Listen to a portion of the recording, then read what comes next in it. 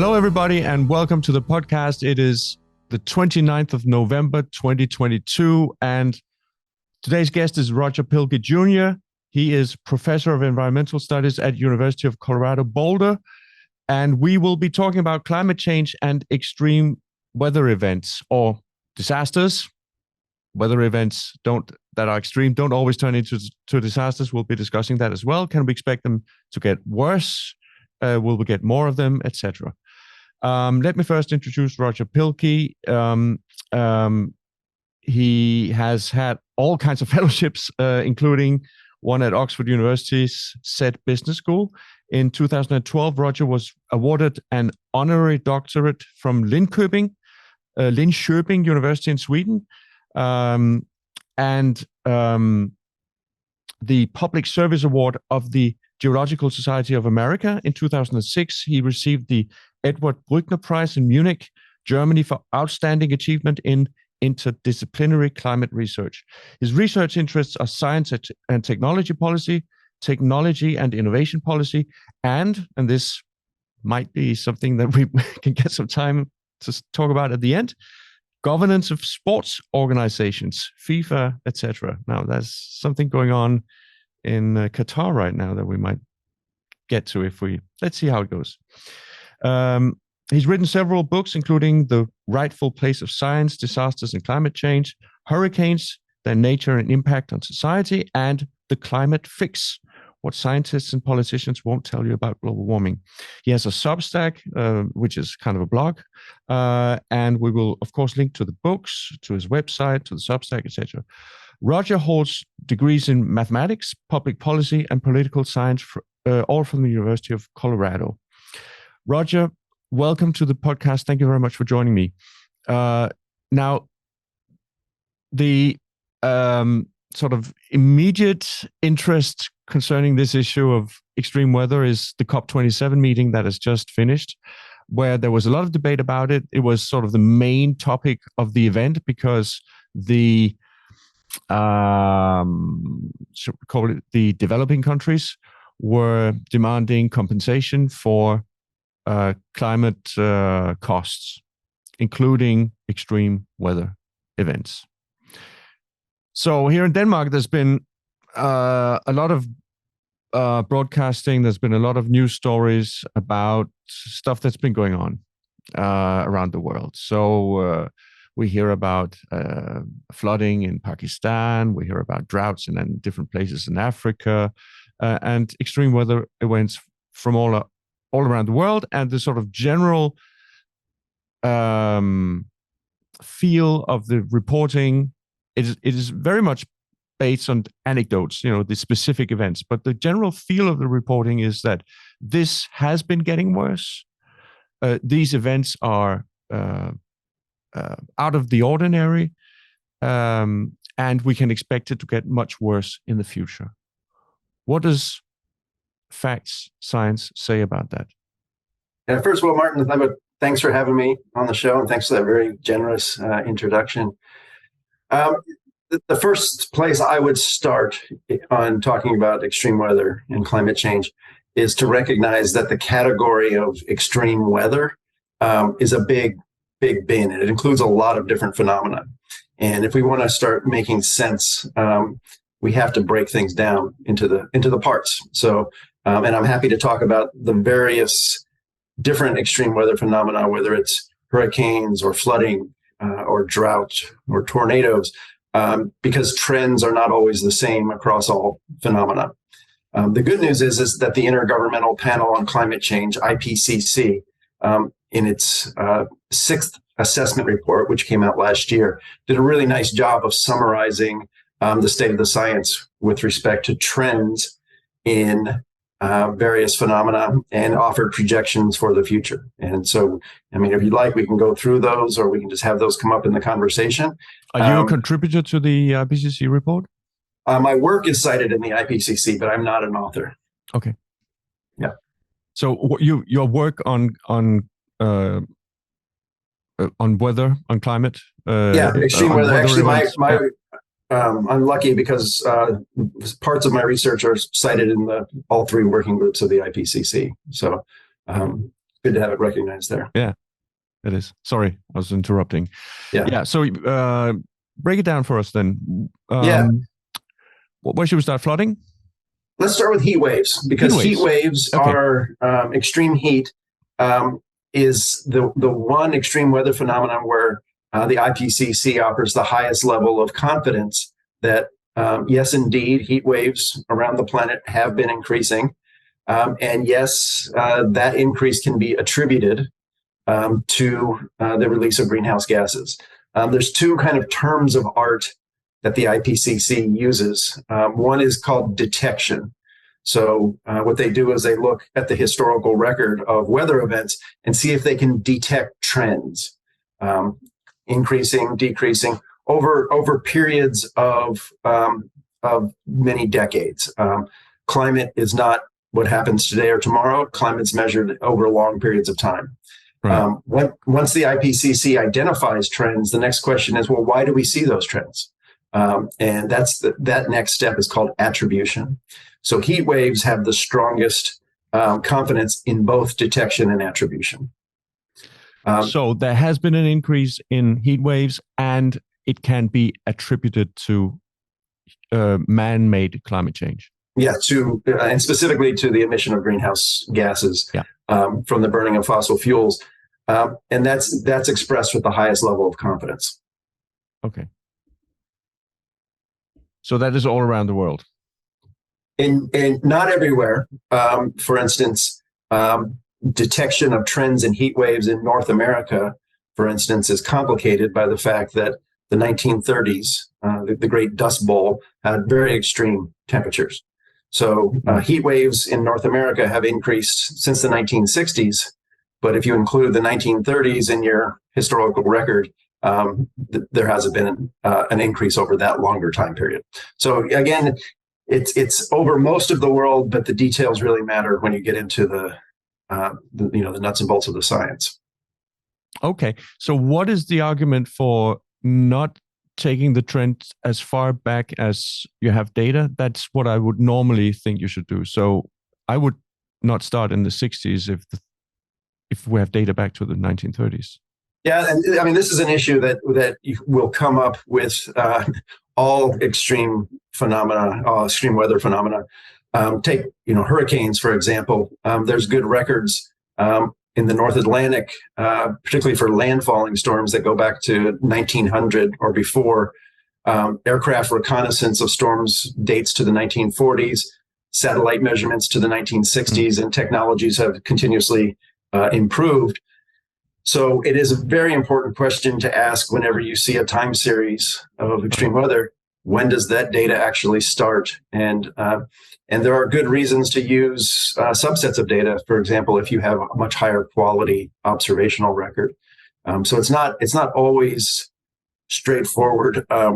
And this leads to, I mean, if you get different trends starting in different dates, that tells you something about the variability of climate over those long time periods. Yeah. Well, I guess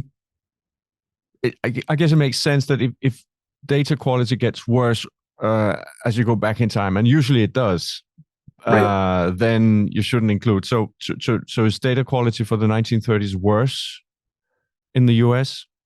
In the United States, on heat waves? Yeah, in the United States, it's generally understood that the measures of heat waves in the 1930s are accurate. I mean, it was quite an extreme decade for temperatures. So that is contested in the literature as to exactly whether there was human causes to the heat waves of the 1930s due to agriculture and changing the land surface.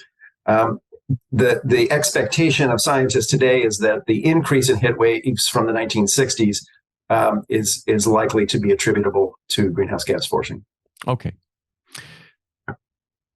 And anyway, that's just the U.S. So even if there's some doubt about the U.S., where do you start? The 1960s to 1930s. Right. Still, on a global level, this is where you have a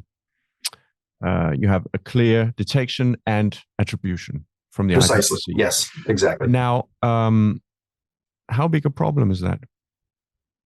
Well, heat waves are important for a number of reasons.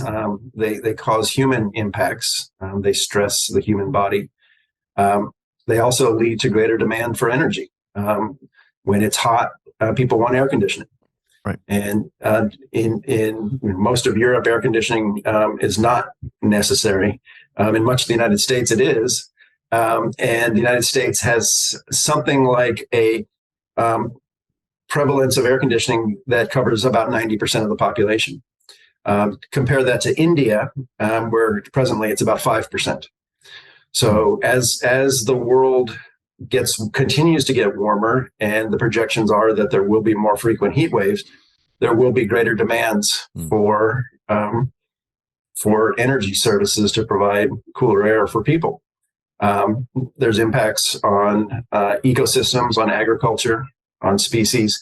So when things, the projections are when things get warmer and heat waves become more prevalent, it is generally thought to be a pretty negative impact in the future. And for society, it's something that with appropriate levels of wealth and technological deployment, we do pretty well. People live in Phoenix, Arizona, and they live in Dubai. The challenge is, however, to ensure that people all around the world have access to those technologies. Okay, so it's a wealth, technology, and resilience problem in a way. To the extent that heat waves can cause disasters. So a heat wave can be a nuisance. For some people on the beach, it might be nice, but generally speaking, for people, it can be a nuisance. And when does it turn into a big problem? That's when you have a poor society without the technology to deal with the heat. Is that correct? Yeah, that's exactly right. And I mean, this is going to be a recurring theme in our conversation, is that an extreme weather or climate event need not become a disaster if we are appropriately adapted and prepared for events. One of the challenges with a changing climate is that places which did not experience extremes in the past are starting to experience extremes. So take the Pacific Northwest in North America, very extreme heat wave, or take much of Europe over this past summer. If societies aren't adequately prepared, then that is indeed the situation where an extreme event can turn into a disaster. Mm. Okay, so what should we take next? All right, let's go to heavy precipitation, because that's heavy a lot of rain. That's a lot of rain. Right. Could be snow, could be sleet. Oh, yeah. Heavy precipitation. And the IPCC does a very nice job in its latest report explaining that heavy precipitation is not the same thing as flooding. So where I live in Boulder, Colorado, if it were to rain today, it would be rare since it's the end of November. But if it were to rain, it wouldn't take very much to be classified as heavy precipitation, because there's the statistics are that even a little bit of rain would be an extreme event. So flooding depends upon things like soil moisture conditions, runoff, how much pavement there is, all sorts of things that are far more complicated than just heavy precipitation. The IPCC has less confidence in changes in heavy precipitation than it does in heat waves, but it's still pretty confident that heavy precipitation in many locations around the world has been detected, and it can be the increase can be attributed to greenhouse gas forcing. So heavy precipitation is right after heat waves in terms of the detection and attribution confidence levels of the IPCC. And so there was flooding is sometimes caused by heavy precipitation. Sometimes it's caused by winds pushing water from the ocean onto land, or preventing water from rivers running off. That's how I understand it. The stuff we've been seeing in Pakistan, what caused that? Yeah, so that's riverine flooding. So the two types of flooding you described, one is associated with rivers that exceed their channel and overflow. and the other is associated with storm surges that accompany often tropical cyclones, but extratropical cyclones also push water up on shore. I generally tend to separate out discussions of riverine flooding from tropical cyclone flooding, which we could talk about in terms of hurricanes. Yeah. Pakistan's flooding was associated with in enormous amounts of rain that fell over a series of multiple days. In precipitation measurements, they're measured in different ways. So you can have a 1 hour rainfall, or you can have pick your number, a 2-day rainfall, a 5-day rainfall. And in Pakistan, the studies that I've seen that have emerged so far focus on what's called 5-day rainfall. So just rain on top of rain on top of rain. It's similar to what we're seeing in Australia these past months, where there's a series of weather conditions that lead to nonstop rain that then contributes to the massive flooding. Okay, so tell me again, what is the IPCC saying about heavy rainfall? That it's heavy rainfall has increased in many places around the world. Yeah, and it's been detected as an increase, and it can be attributed to human greenhouse gas forcing, but with less confidence than heat waves.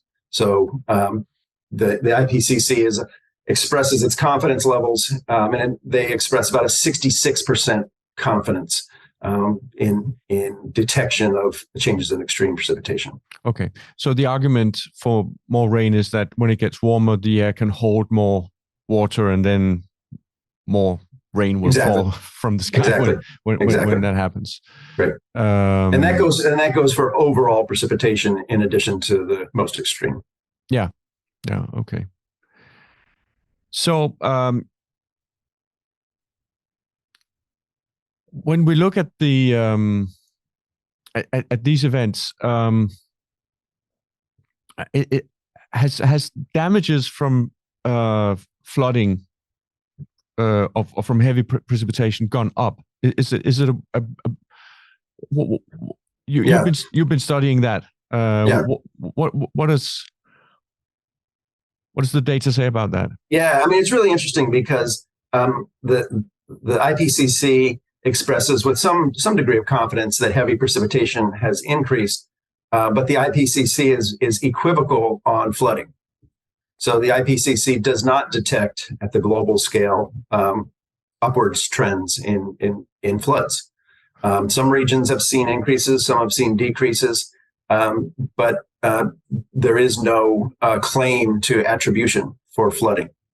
So one of the unheralded success stories of global disaster response is that as society has developed and become wealthier, damage associated with all sorts of events, flooding included, has increased in absolute terms. There's more people, there's more property, there's more wealth. But as a proportion of the global economy, disaster losses have decreased. And just to take one example, the United States, since 1940, flood damage has gone down by about 75% as a proportion of GDP. And that's good news. That means that less of our societal resources are being spent on recovering from those disasters. Yes, and obviously that's very important. If people lose, it's not the amount that people lose; it's the share of their income. So if they're twice as rich and they're losing the same amount, it's half as bad. Actually, less than half as bad. But you so get my. That's a very important point because often in media discussions, the focus is on the absolute amount. I mean, in the United States, there's a popular statistic called billion-dollar disasters. And, the reality is on planet Earth, there was never a billion-dollar weather disaster until the 1960s. No. Because we weren't wealthy enough to lose $1 billion. Now, so they correct for inflation, I assume, but they don't correct for wealth growth. They don't correct for changing wealth and more people, more stuff in harm's way. So it can be very misleading to look only at absolute numbers. Yeah. So I think that's probably I knew this. I've looked at I've read your stuff. So, but to many people, that will be counterintuitive, because what you see in the media tends to indicate that flooding, there's a lot more of it going on. It's on the news all the time now. It didn't used to be. So what's going on here? Yeah, I mean, there is. I mean, it's part of the times, the zeitgeist, the sense of people's expectations that if you see a disaster reported somewhere in the world, and I mean, let's face it, it's a lot easier for all of us to be present virtually elsewhere in the world when a disaster occurs, and I'm sure it is true. It's true for me, and I'm sure it's true for most people, that we are much more aware of flooding in Pakistan or in sub-Saharan Africa or places in India where maybe 10, 15, 20 years ago it would have been on page 23 of a newspaper that you read. And also it's much more visceral now because we have video. I mean, we see the flood torrents coming down the canyon in Pakistan, and it's emotive. But none of that is a substitute for actual data and evidence. And so, climate data is important if we really want to understand these trends. It's not enough to look at the newspaper or get a feeling. You actually have to go into the numbers. Okay. So in money terms, the costs of flooding has gone down. What about lives lost? Lives lost. This is also another great success story. If you look globally for all disasters, so include earthquakes or just the subset that's weather and climate disasters. But should we include earthquakes? That's not a climate. No, I mean, it doesn't matter if you include it or not. The story is the same. The number of people in absolute terms, and also the proportion of people who die in extreme weather events, has gone down dramatically. Over 100 years, it's something like 99.9% decline. It's massive. In share or numbers? Total numbers. Total numbers. Wow, it's remarkable. With a population that's gone up from, I don't know, it's quadrupled or something like that. Yeah, from less than 2 billion to more than 8 billion. Yeah. The last several years have been remarkable. People still die in disasters, and it's a tragedy. Yeah. But it was routine in the 1960s for tens of thousands of people to die in a single flood event, say in Bangladesh or India. I looked at Pakistan. There was one in 1965 or something like that, where 10,000 people died. Yeah. That was was that cyclone related, or was that precipitation flooding? Yeah, I think I know the same event you saw from the Pakistan history, and I think that was a similar flooding event to the one we had just experienced. Yeah. So why do less people die now? Less people die now for several reasons. One is globally, there's much better infrastructure, so people are more protected from events. And another really important factor is the expansion of forecasts and warnings. Okay, let me just stop you. What kind of infrastructure are we talking about? I mean, if there's a flood, how does infrastructure help you? The road is being... if you need to get away from a coastline or out of a river, you'll have roads, you'll have access to buses or vehicles to transport you out of the danger zone. Could it also be structures that are flood resistant? Yes. It could be places where people go to get out of the storm surge zone, so they're higher up, perhaps in a concrete structure. There's also better care available for many people in the aftermath of a disaster. A lot of times, historically, people die not because of the strong winds or the deep water, but because of disease and things that happen in the immediate aftermath of an event. Okay. So, for me, it's one of the unheralded science and policy success stories of the 20th century and early 21st is how much progress has been made. There's still more to do, obviously, but it's a good news story. it's the odds of any one of us perishing in an extreme weather event today is as low as it's ever been in human history. Okay. Is that true for hurricanes as well? Same for hurricanes. Hurricanes have the advantage, tropical cyclones, is that they're big and we can see them from space. You go back, more than 100 years in the United States. Galveston hurricane in 1900 came ashore as a complete surprise, and more than 10,000 people died. It wasn't so long ago that storms would surprise people in the Indian Ocean basin. Today, we see it. We see everything, and so storms are well forecast with plenty of advance warning given to people to get out of harm's way. I'll tell you when I got aware of this way of thinking about extreme weather events. That was when a guy from India, told me about the terrible cyclone that hit Bangladesh in 1970. Yeah. It was called, I've got it somewhere here, the Bhola cyclone, 1970, or the Great Cyclone. And it hit what was then called East Pakistan, which is confusing because Pakistan is on the other side of India. That's present-day Bangladesh. And it killed at least 300,000 people. 300,000 people. And then he told me about that. And then he said, a few years ago, there was a very similar cyclone, did exactly the same thing. And it was still terrible, killed a few thousand, but it was like 1,000 people or something like that died. It's terrible, but it wasn't 300,000 people. Right. I said, what has happened is that we have early warning now.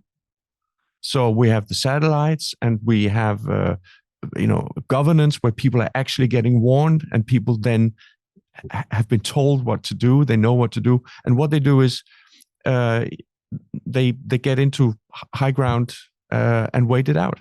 And then they return back and they're safe. And if we didn't do that, hundreds of thousands would have died this time around as well. They didn't. Yeah. So that's, and I thought, wow, that is so much more important. I'm not saying it's not important to sort of avoid climate change and more climate and more extreme weather events, but this is just so much more important than avoiding one extra storm by not emitting carbon. For me, it's better adaptation and preparation for extreme weather is really on an independent policy track than mitigation and greenhouse gas reduction. Tropical cyclones, flooding, drought has been around. And if there's going to be more of those events going forward, as some projections have it, then our preparations are that much more important. But at the same time, we can, as we say in English, we can walk and chew gum at the same time. Yeah, sure. I'm not saying we shouldn't do anything about it. I'm just saying, what are the costs of climate change? You have to be a little bit careful. If you're saying, if you have some country that is very poorly prepared for a climate disaster, then it happens, and then you go, oh, that's a cost of climate change. No, that is a cost of poor governance. Right.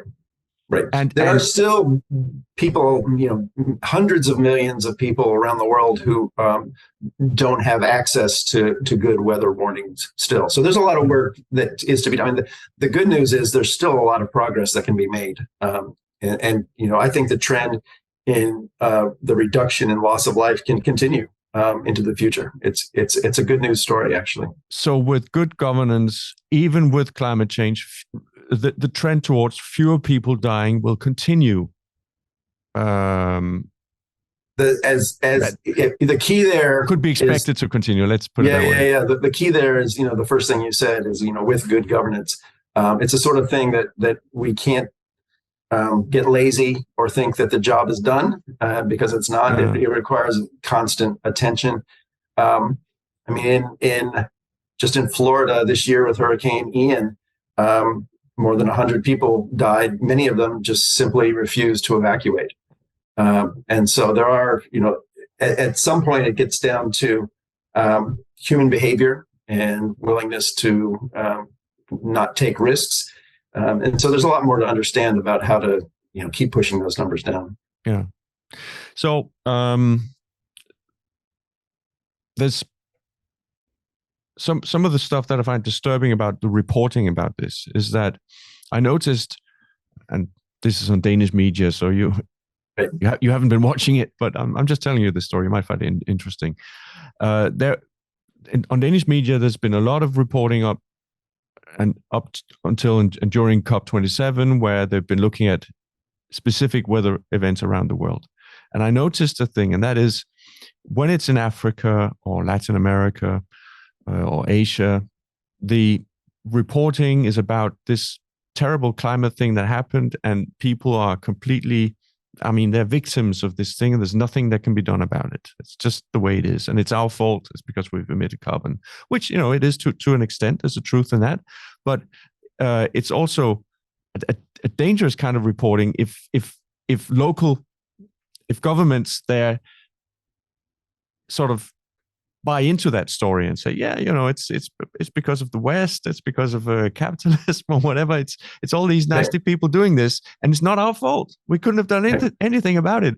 That's wrong, and that's dangerous, and that would be terrible to reach that conclusion. Now, fast forward to when they got to dealing with the disaster in Germany, which was a precipitation disaster. I was in Paris when that rain came through Paris, and boy, was there a lot of rain.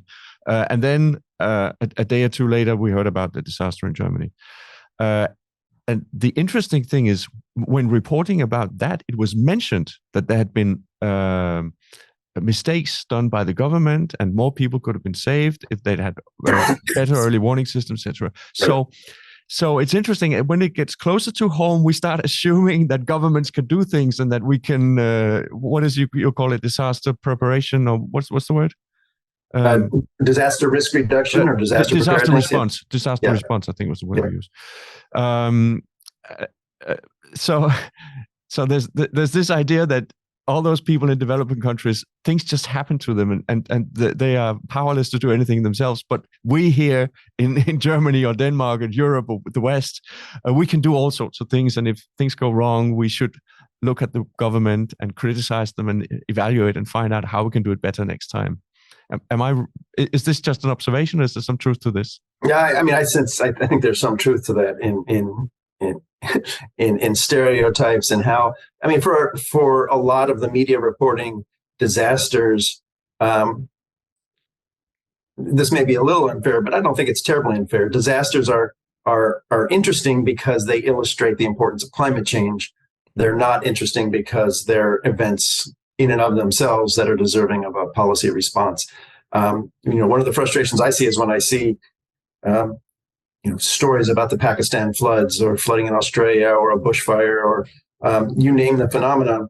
The headlines, usually the first thing that's talked about is climate change and connections, and not the fact that a lot of times we build houses and cities in places that are prone to being flooded out, or we build in forests that we know will burn. So there's a lot of room, I think, for a much broader discussion of disasters. And climate obviously is important, but it's not the only story out there. Okay. We didn't get around the actual trend concerning hurricanes and cyclones. What is the difference? Yeah, well, tropical cyclones is the general name for the phenomenon, the storm on planet Earth. Okay. And hurricanes are the name of these storms in the North Atlantic, in the Eastern Pacific off the coast of Mexico. But they're also cyclones. Yes, they're all tropical cyclones. You just call them hurricanes. And overall, the IPCC is again, just like flooding, very equivocal, both on the number of storms changing and the intensity, the strength of the storms. There is some early indications that rainfall associated with tropical cyclones may be increasing, which would be consistent with the heavy precipitation trends. And of course, sea level rise makes coastal locations more vulnerable to tropical cyclone storm surge.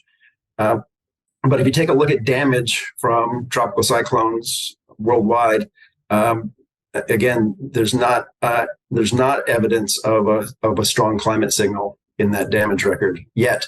Maybe of there a will strong be climate signal, or of a climate signal? Of any climate signal at all. It would have to be a strong climate signal in order to see it because of the uncertainties in how the data is collected. So if storms change in frequency or intensity or rainfall levels by a few percentages, it's going to be impossible to see that in the data record. You need big changes in their events in order to see that in the losses. Because there's so much fluctuation going on anyway. There was a hurricane, I don't know if that's the right word to use, but a hurricane drought for a very long period of time. When was this? In the US? From 2005 to 2017, it's the longest period on record where the United States was not hit by a major hurricane. Okay, so there were hurricanes out of the ocean, but they didn't hit land. Right. And I come across students and young people whose formative years were in that period, and they say quite correctly, when I was growing up, we didn't used to have hurricanes. Yeah, but then you can say, when I was growing up, we did.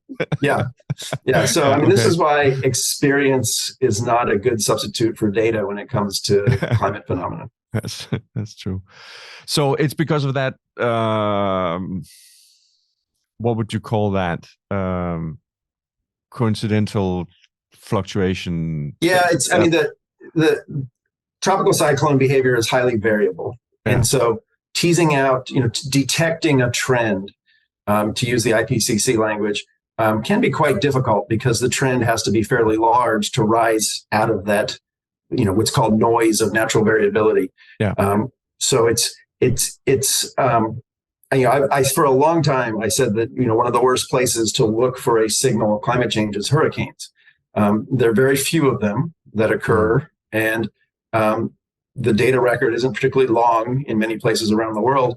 And the large amount of variability we see means that seeing subtle signals will be difficult. Yeah. It doesn't mean that. So for hurricanes in the US, you really need satellite data to have knowledge about all the hurricanes, not just the ones that hit land. Because that's right. Back in the day, how would you know if there was a hurricane out of the ocean? Yeah. Some sailor might have noticed, but did he even report it in? There's good global data that we've used in our research that goes back to 1970. It obviously gets better over time with more sophisticated sensors and ability to see. But in some places, like the Atlantic or the Western North Pacific, the data goes back further in time. So there's a lot that can be said about hurricane trends, and I think the IPCC is pretty consistent with the World Meteorological Organization and others who have assessed the literature. It's we haven't detected or attributed hurricanes, despite what people might read in the newspaper. It hasn't happened yet. Yeah, I think that surprises a lot of people. Yeah. I mean, hurricanes have been no trend in hurricanes in the US. What about globally? Globally, over the period of record, there has been no trend overall in the number of hurricanes or in the number of intense hurricanes. Okay. So, and I tell people, if you want trends, just tell me what trend you want, and I can find you a starting date in the historical record and provide you an uptrend or a downtrend. And that's one reason why the IPCC is equivocal, because there's not evidence of a secular long-term trend in intensity or frequency. Right. And it's important to point out, this is not something you're saying. It's not just something you're saying. After all, you're an expert on this, and you're quoted by the IPCC, but it's also the IPCC's conclusion. So you're not referring to some dissenting view here. It's actually the mainstream view of the IPCC that you're referring to. Yes, I'm fortunate the work that I've done and with many colleagues around the world is perfectly in line with the IPCC consensus on this topic. Yes. And the IPCC relies on other assessments by the World Meteorological Organization. So this is a pretty strong conclusion supported by a lot of science that is routinely ignored in media and popular discussions. I get it. I understand. Hurricanes are very photogenic, and they're appealing when they occur to associate with climate, but the science just isn't there yet. Right. So what would we expect? So the projections. So if you take a look, there's a nice paper done by a NOAA scientist named Tom Knudsen and colleagues, and they looked at different modeling studies, a couple dozen climate models, the last several generations of climate models. And there's a huge spread over what's projected for hurricane, both frequency and intensity going forward. And there's also been what's called expert elicitations of different experts to see what they think will happen. And again, a large spread. It's been simplified in kind of the general discussion that the kind of the center of gravity, if you can call it that, of the models is that we may see fewer overall tropical cyclones on planet Earth, but maybe a larger proportion of them will be the most intense hurricanes. And there is an expectation also that rainfall from tropical cyclones will increase, which would increase the chance of flooding. And sea level rise is expected to continue to increase, for decades, if not centuries. Yeah. So these observations about what is the difference between extreme weather and disasters, I think maybe that's at the core of some of the results concerning the costs of climate change. Now, maybe we should stress, both you and I believe that humans emitting carbon dioxide, burning fossil fuels, emitting carbon dioxide, affects climate, causes climate change, and climate change has costs, real costs. Absolutely. And severe costs, and it's problematic. But some of the disaster rhetoric, including at this COP, where President Biden and different people use phrases that sort of indicate that this could cause the end of civilization or kill off the earth or mankind or whatever. I mean, that is not what the IPCC concludes. And in fact, when you look at Bill Nordhaus's work and others, they say, well, a temperature increase of a couple of degrees or 3 degrees Celsius could induce costs of a few percentage points of GDP. And a lot of people react by saying that can't be right. That's an absurdity. This is a huge problem, and it's going to be very, very costly to us. And I think this story about how we can mitigate or adapt to changing climate conditions, more extreme weather events, is part of the explanation why it may not be that serious. Yeah, I mean, you make an important point here is that what the IPCC says in its massive series of reports, and how that science eventually gets represented in public discussions by the head of the United Nations or by President Biden, can be very different things. You can search the IPCC reports and you will not find the phrase existential threat. You won't find code red for humanity. You won't find apocalypse. So the IPCC, and that's not an argument for not having climate policy, for not exactly having a transition from fossil fuels, which also impose other problems like sulfur dioxide pollution, etc. Absolutely. But we need to be able to have a frank discussion about the size of the problem. So I obviously have had a lot of discussions of these issues over the years, and I think there's a lot of agreement on the underlying science. There are differences in how people view theories of change, how the world will change. I've been advocating mitigation policies, for 30 years. But there is one Danish listener, what is mitigation? Yeah, mitigation refers to the reduction of emissions from the burning of fossil fuel, which, if we want to get to zero, means eliminating the burning of fossil fuels, right? Or capturing all the carbon dioxide that's released when we do so.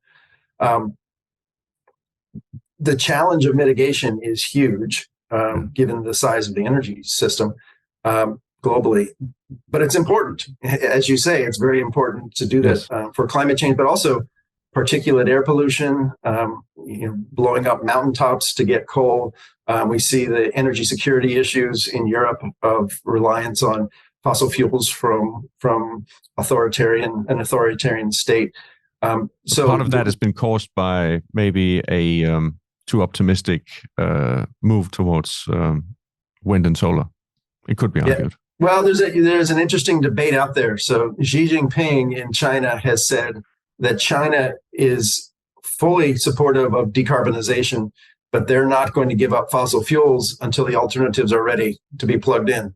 And so in the West, in Europe, and in the United States in particular, a different approach has been taken, which is to limit supply and hope that forces alternatives to the market faster.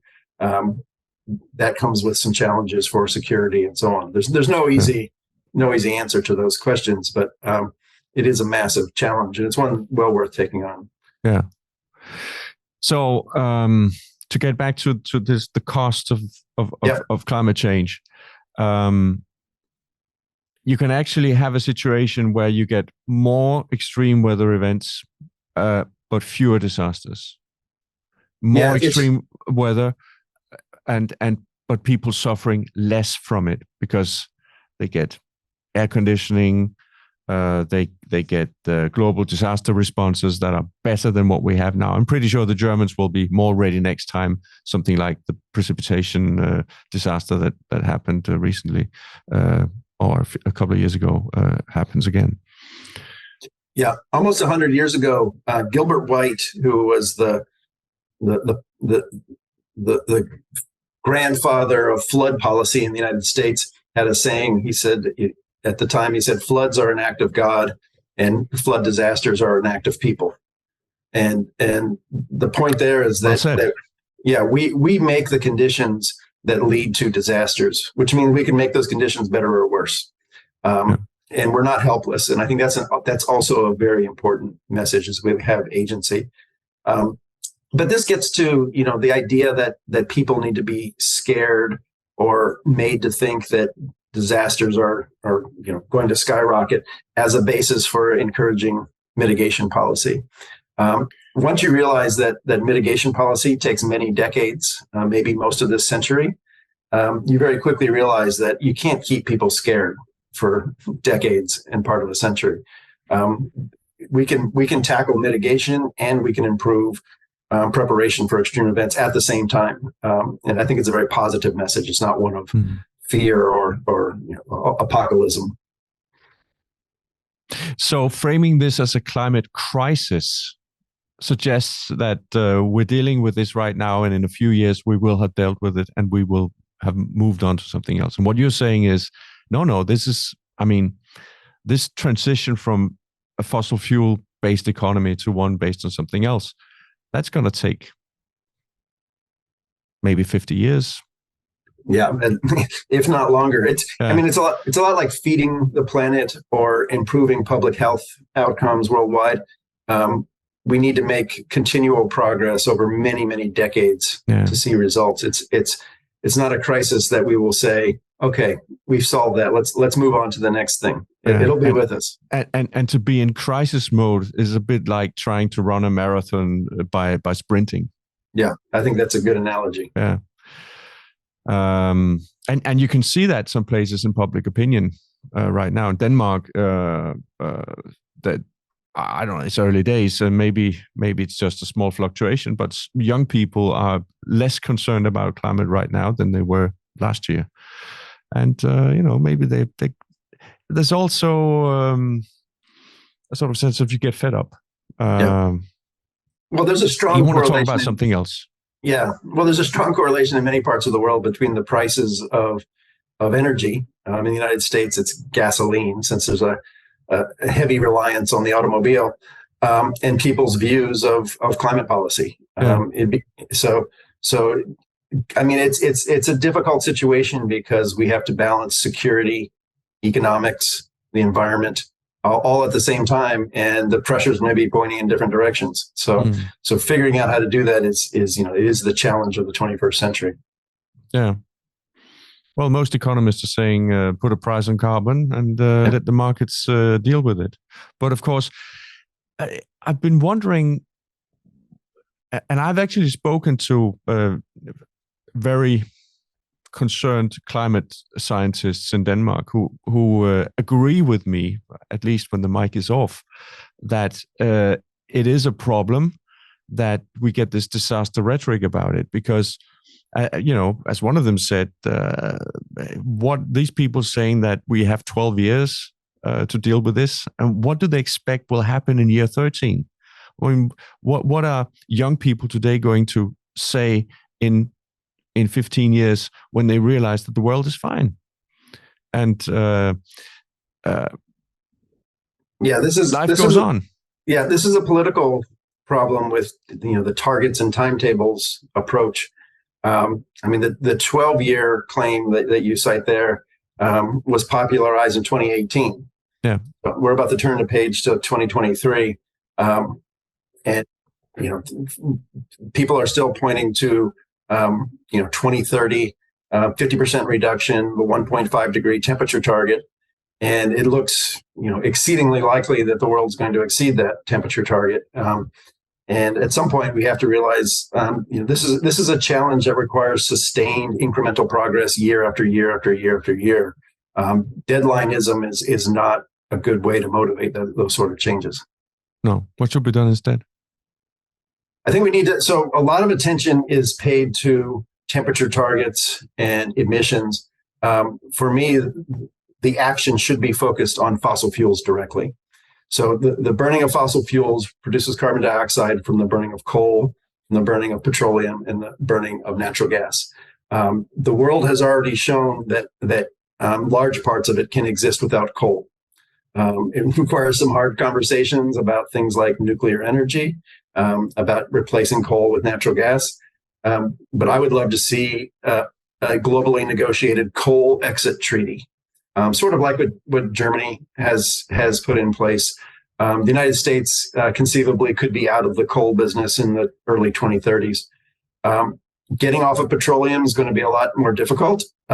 We can replace some of the transport with electric cars, but the petrochemical industry turns out to be really important for pretty much all sorts of things in modern society. Jet fuel is going to be tough. And then the really difficult one is natural gas, and how the world will get off natural gas, and if it can't, to come up with technologies of carbon capture and storage. But we need to talk more directly about the sources of the problem, not the consequences. Emissions are a consequence of burning. We need to start upstream and talk about fossil fuels. Okay, I'd express a bit of a disagreement with you there. If carbon capture and storage is a technology that at some point becomes cheap enough, then what's the reason for getting rid of coal? I mean, couldn't we perceivably see a future that is carbon neutral but still includes fossil fuels and even coal? And if you have coal power plants that clean the smokestacks, then they're actually quite clean and efficient. Yeah, I mean, this is I'm a policy pragmatist, and so one of the reasons I support nuclear power is because it exists. France is a country. I can go there. I can turn the lights on. I'm not saying anything against nuclear power. I'm just saying why carbon capture technology does not exist. So if it did and it was scalable at low cost, that argument would have a lot more merit. Those technologies don't exist at present. And I agree. Yes, the world is not investing. But phasing out coal, how long would that take globally? I mean, I said 50 years, and about fossil fuels, and you said probably even longer. So, I mean, what kind of technologies might come into existence over the next 50 years, including carbon capture that actually is cheap and reliable and scalable?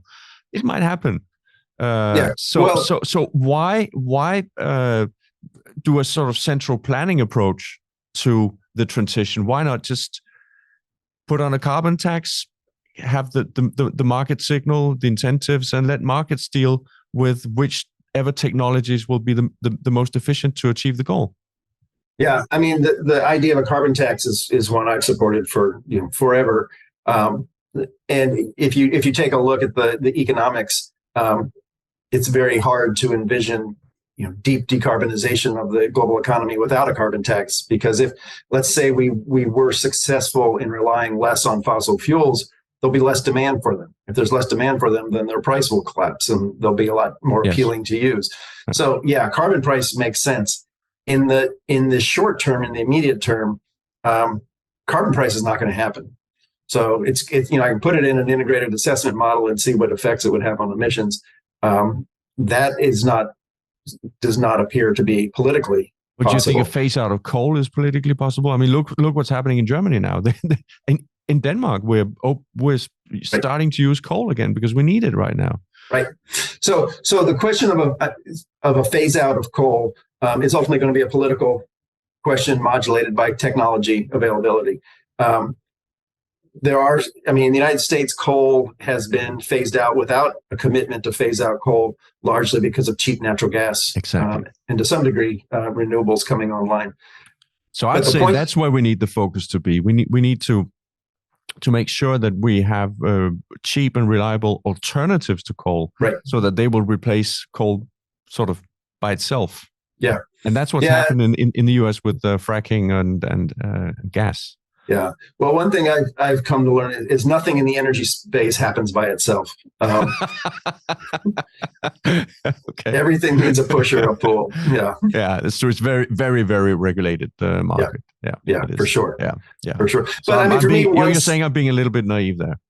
Well, I mean, for me, one sign of deep seriousness by policymakers is to start moving away from temperature targets, away from end of tailpipe emissions targets, to actually talking about infrastructure and phasing out fossil fuels. And if they're not at that point, and I know this was raised at COP27, if they're not at that point, they're not quite serious about this whole net zero. But don't you agree with Xi Jinping, really? I mean, on this specific issue, I don't agree with that man on many things. Right. But isn't he right that it is reckless to phase out coal before you have a cheap, reliable alternative? I think this would have been a very difficult argument to make a year ago.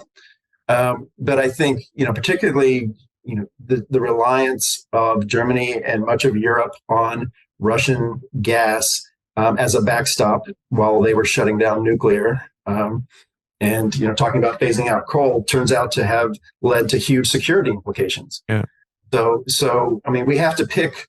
Do you want low costs? Do you want high energy security? And do you want low or no carbon? And a lot of times we only focus on one or two of those instead of all of them. Yeah, that's true.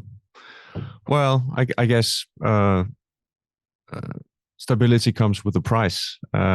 So they're interconnected in that way. Right. Sometimes, at least. So that's one of the problems with wind and solar. When you say it's very cheap, yes, to produce, but it's expensive to consume because in order to get it to people when they need it, you need some kind of storage ability, and that's very, very expensive to develop. And there's a lot of technologies that we can discuss that would make the transition a lot easier. Which for me it's frustrating because governments around the world have not supported investments in energy technology innovation like they do on military hardware or pharmaceutical drug development. Energy still remains, I think, a neglected area of innovation. Yeah, I agree with that. You want to talk a little bit about sports organizations? You bet. Yeah, because sure. I mean, I've FIFA, Qatar. What's your take on all that? Yeah, I mean, I first started writing about FIFA, I think the day after the Times in London exposed two members of the FIFA executive committee willing to sell their votes for cash. the Qatar World Cup. It's I'm a big sports fan and a big football fan, but it's very difficult to balance out the where FIFA has taken the game, and sports organizations are strange things. They're in their own world of governance, and so they don't have a lot of accountability. So the Qatar World Cup is kind of the culmination of a lot of things in the sports world that are coming into public view. But it's a private association. I mean, isn't it? It is, and it isn't. It has characteristics of a governmental body. It has, Sepp Blatter, when he was the head of FIFA, said, "I'm more important than a head of state. I'm the only person in the world who can show up in any country and be received. He can show up in the United States, Israel, Iran, Russia, and with a hero's welcome." They also have characteristics of a business, right? It's not big business. It's small compared to Apple or something like that. And it's also that it's an important association. Does that make it more of a government? Why are you saying it's more like it's in some ways it's like a government? It's the fact that it's. I mean, you could argue that Bill Gates is important. He's not a government. Right. FIFA has status due to its location in Switzerland as a nonprofit, such that it has very little accountability to laws. So if you took the Danish government has no accountability to Swiss law or to US law. It has an independent status. FIFA sits outside a lot of the mechanisms of accountability. Okay, so it's a bit like the Vatican or something like that. We would call that sovereign immunity. Yeah. Yeah, it's a lot like the Vatican. What could be done about that? One would be to make it into a proper business, and it could be like Nike or Adidas, and be incorporated and have shareholders and issue stock and be accountable to norms of governance that businesses have to follow in their practices. It could be made an agency of the United Nations, so it could be like WHO or the World Meteorological Organization. Would that be good? What do you think? I think any of those models are preferable to the current approach. Okay. I think the business model is. I mean, FIFA could have a charitable side and it could have a business side. Right now, it has the worst of all possible governance models all mixed up into this hybrid organization. Okay. But if you want to hold FIFA accountable, it's a very, very difficult thing to do. Yeah. Of course, that change will be hard to make. So would the way to get about that be to abandon FIFA and start something else? Is that possible? Or how would you go about doing that? Yeah, I mean, you could change FIFA into FIFA Incorporated. And so, there are plenty of Swiss companies. It could be like Nestle. Yeah, but how would you get that done? How would you get FIFA to agree with that? I mean, there are people now running it that have a majority of countries sort of liking the way it is now. Yeah. So I mean, so this is exactly the problem. Is that you've identified you can't get FIFA to do that because FIFA is largely unaccountable. Yeah. So I mean, the Swiss government, which has a very light touch, could do that. A competitor to FIFA could be created. I mean, the Danish FA recently said that they might look to leave FIFA. So if there was a movement, and I do think UEFA, the European Soccer Federation, if there were a sufficient number of nations and their FAs that decided to abandon FIFA, you might see change. But like you say, there's kind of a lock-in there. So it's an extremely difficult problem because sport is important. Everybody watches it. Everybody cares about it, but it's not that important. So yeah, it's kind of interesting. It's sort of very, very important in one sense. Some people, there's a lot of identification, people, strong feelings and all, but in another sense, it's not. Yeah. It's in that way, it's very interesting. Denmark winning the European Championship in '92. Everybody who was alive and can remember that it was a big event. Right. We remember the goals, we remember the games in details. Even I do. I'm not a football fan, as I watch the games whenever my daughter's watching them. Right. Otherwise, I don't. If we get to the final, I'll probably watch that. Yeah. But it's really important, and then it's not important. Yeah.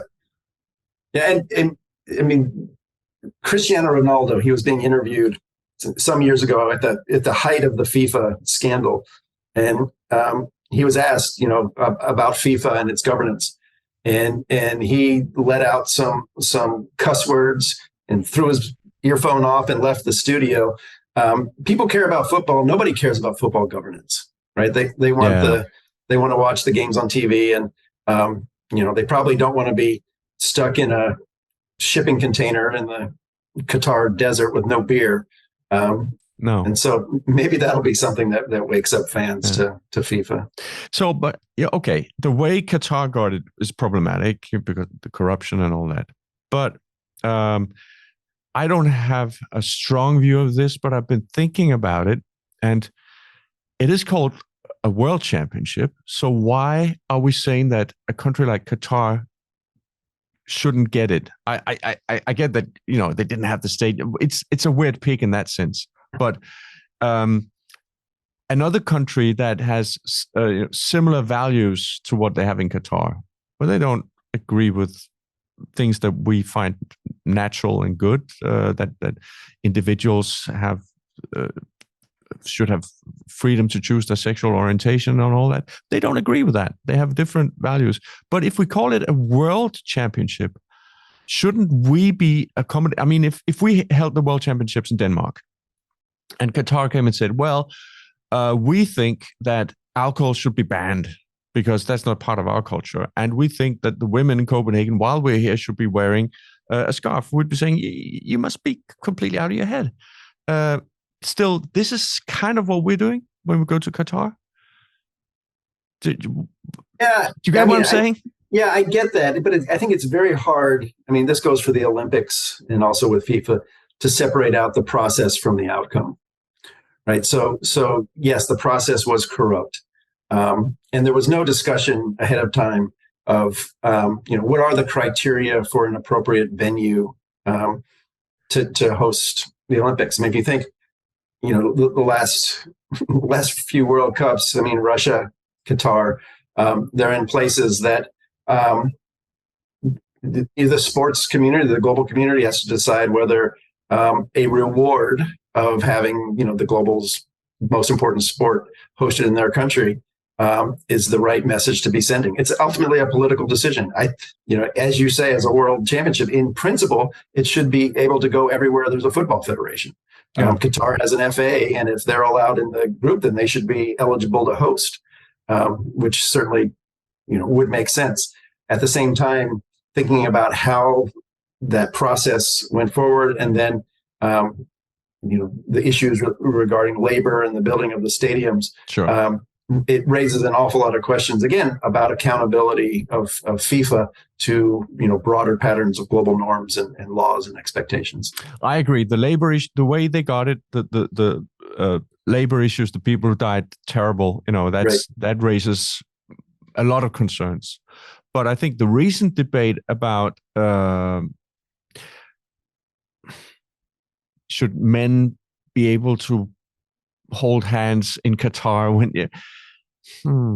I don't know. It's I'm also thinking, maybe you have thoughts about this. If we want to use this to sort of press for liberal democracy type of values, are we picking the right ones?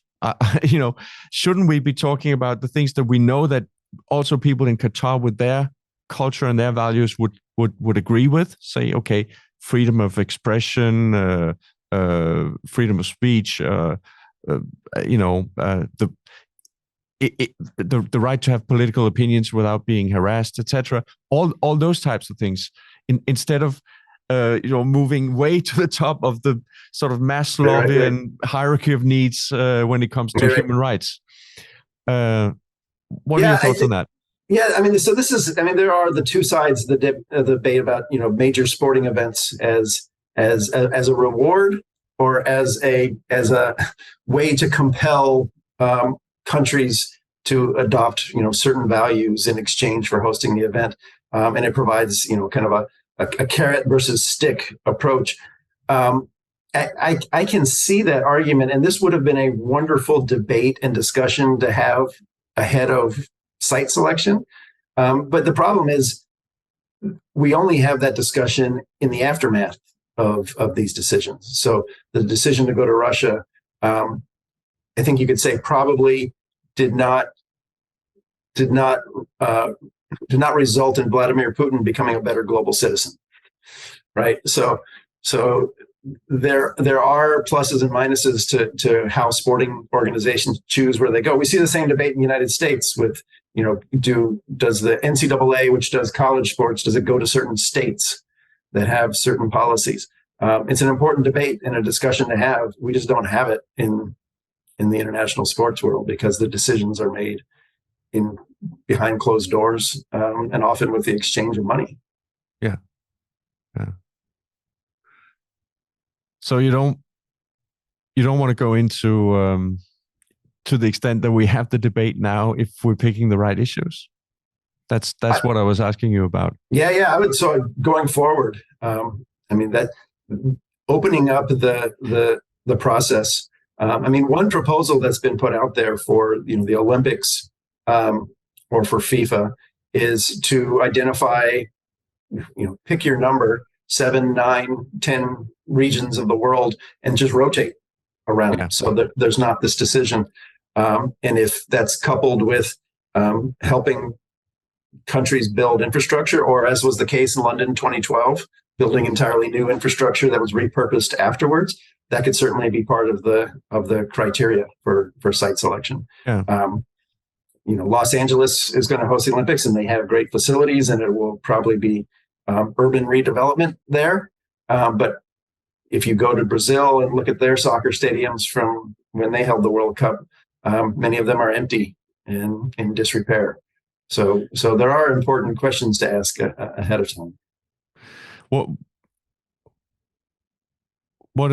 What other issues are you interested in concerning sports and governance of sports? Yeah, the big one I've been working on now is gender regulation in sport. That's interesting.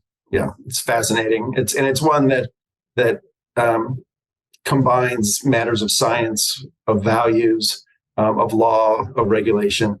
And the reality is it's quite messy. And anyone who says that there are simple solutions probably doesn't understand the issue. Okay, good. I would say the simple solution would be to say that you have to be a biological woman to participate in the women's games, because that's a protection of the physically weaker sex. That would be a simple solution. What's wrong with that? Well, it's contrary to laws in many places like Denmark. Okay, good point. In which way is it contrary? The outright banning of an individual based on their biology or physical characteristics from participation in an event for which they are legally qualified. So in many places, when an individual changes gender legally, it's on their passport, their driver's license, even their birth certificate can be changed. So what you would have to do to implement that is to come up with a new type of identification of individuals in addition to the ones that we have. And so that type of proposal actually, instead of having men and women, creates 4 categories. You have biological men, biological women, non-biological men, non-biological women, and then you have to regulate 4 categories. And the governments of Denmark, Netherlands, Norway, United States, and elsewhere don't regulate human beings like that. So that strategy fails in a lot of practical ways, existing laws and regulations. Wow. So I can see the problem. So if legally you have changed gender, then how would the organizers know that you're not biologically that gender? That's the point. Right. Then, I mean, we have proposals that are out there from some sports organizations which say, well, we need to create a new battery of tests for all women to make sure that they're quote unquote real women, identified by chromosomes.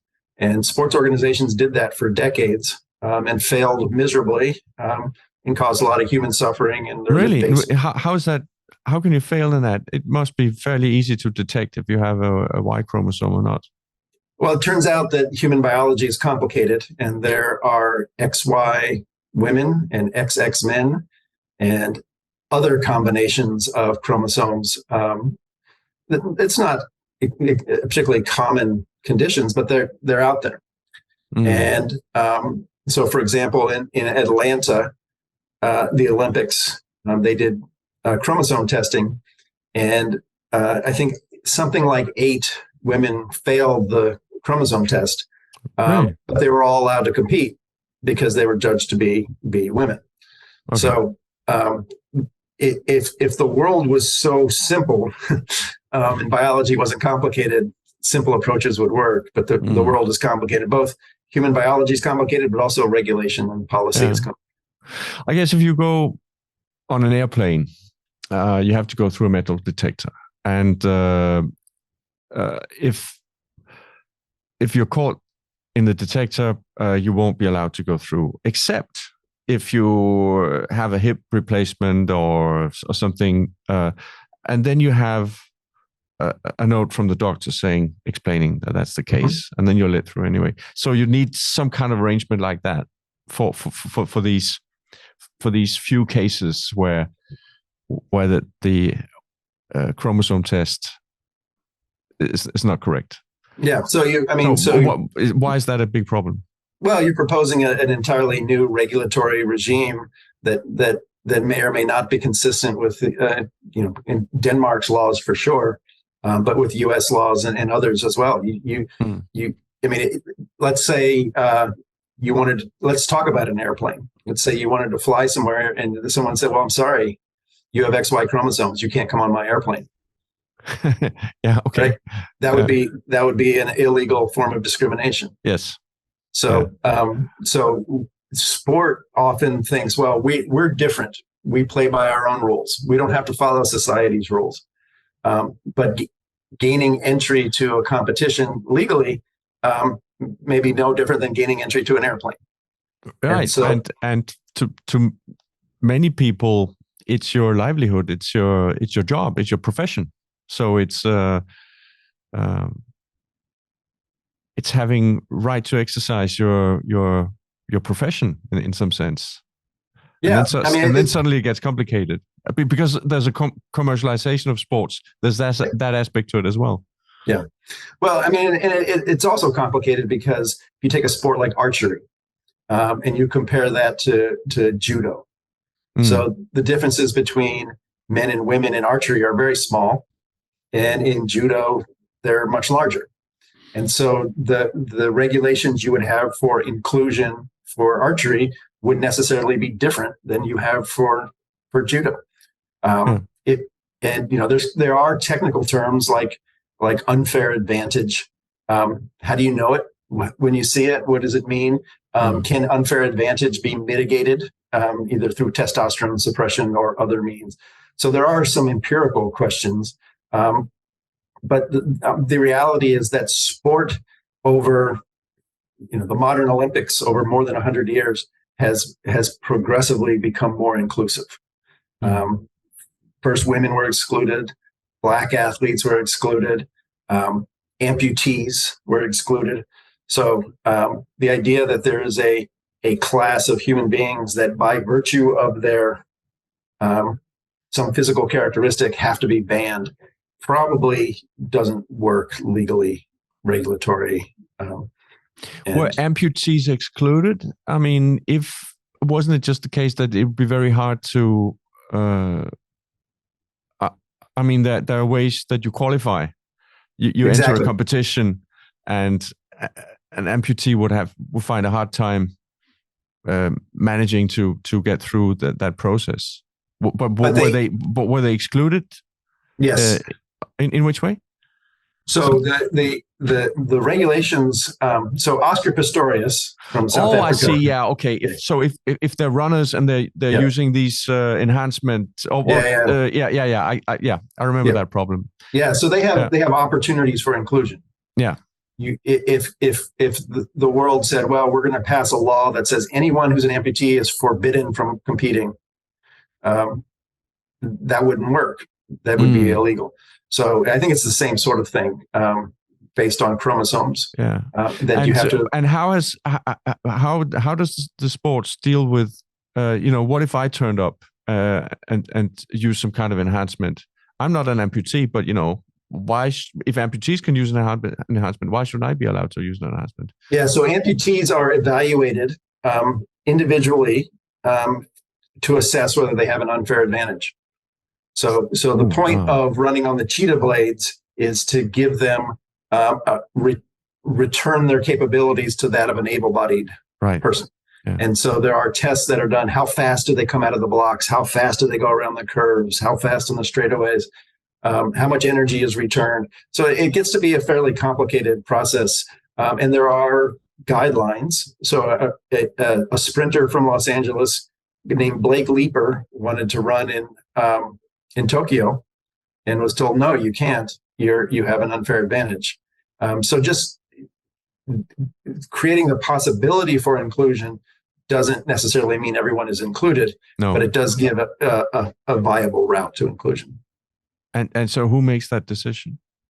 So that decision was made by World Athletics, and then Blake Leeper challenged that in the Court of Arbitration for Sport and lost his challenge. What finances that court? How it's not a government court. It's a civil court, right? It's not even that. It's an arbitration body that's under the Olympics, and so it's part of this netherworld of sports governance that sits outside of normal legal. So. Yeah, that's fascinating. I didn't know any of that. Yeah, it's really interesting. And the people, the judges, are they lawyers that have specialized in sports law? Yeah, is there such a thing? Yeah, they're primarily lawyers. Some of them emphasize sports law, not all of them. There's about 600 of them who are on the panel, but regularly, much less than that. Less than 100 are the arbitrators. They're mostly in Europe and North America, and they're mostly white men. And so there are some real questions about the independence and the integrity of that particular arbitration system. Yeah. Okay. And there is no. Is there a way that you can move you can challenge it, and where do you go to then? And can you enter the sort of traditional legal system at some point? Is that possible? Very difficult. So it's incorporated. Okay. The Court of Arbitration for Sport is incorporated in Switzerland, and the Swiss government gives very strong powers to arbitration bodies. Arbitration bodies cannot violate Swiss law, so it's a very high threshold. There have been a few cases overturned, very few. A handful out of thousands, but it's a deeply unsatisfactory method of jurisprudence. Let's just say that. Yeah. It's fascinating. How did you get into that? I did some research focused on the regulations. Do you recall Caster Semenya, runner from South Africa? We found some gross scientific errors in the research that was done to ban her.